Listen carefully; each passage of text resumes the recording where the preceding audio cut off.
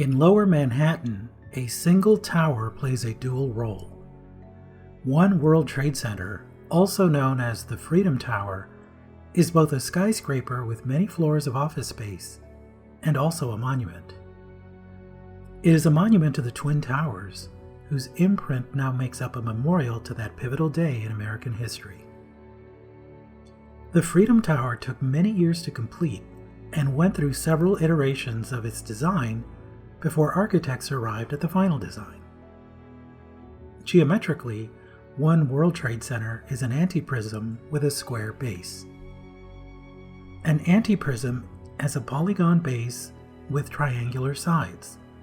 The base and top are congruent, but are at an angle to each other. Here is an antiprism with a triangular base. Here is an antiprism with a square base.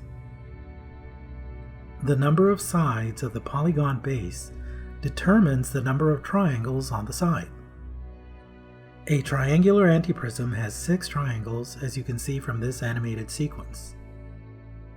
A rectangular antiprism has 8 triangles, as shown here. In general, an n-sided polygon results in 2n triangles on the side. With a square antiprism, there's an interesting phenomenon that happens to the shape of the antiprism. When seen from above, we can sketch the outline of the antiprism. See the outline of an octagon? The triangular sides create an octagon outline. If we slice the antiprism with a plane, each of those slices between the square base and top are octagons. But there's only one octagon that is a regular octagon, and that happens at the midpoint of the height of the antiprism. The same goes for the Freedom Tower. There is a continuous octagonal shape to the tower, but only in the middle floors is it a regular octagon. One World Trade Center is a very tall antiprism, but it still has the properties of a square-based antiprism. There are 6 huge isosceles triangles along the sides of the tower. This is a simplified scale model of the Freedom Tower. There is a rectangular base from which the antiprism shoots up into the sky. On each floor of the tower, the floor plan is an octagon. There is also a metal spire at the top of the tower, giving the full structure a total height of 1,776 feet.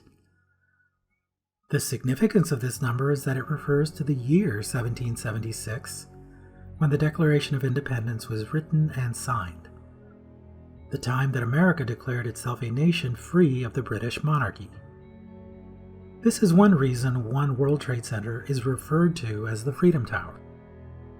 However, the fact that it is also called One World Trade Center is a reference to the North Tower of the original World Trade Center. This idea of the dual nature of the Freedom Tower is also reflected in its geometry.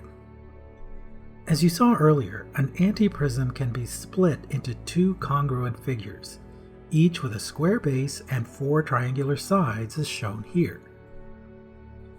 An interesting feature of a half antiprism is that it corresponds to a net for a square pyramid.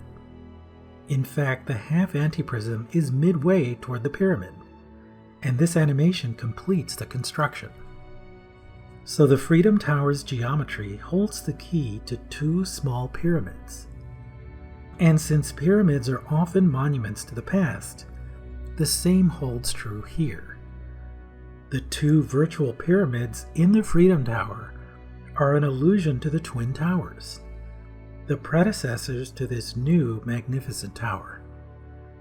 In this way, One World Trade Center serves as a monument to this important part of America.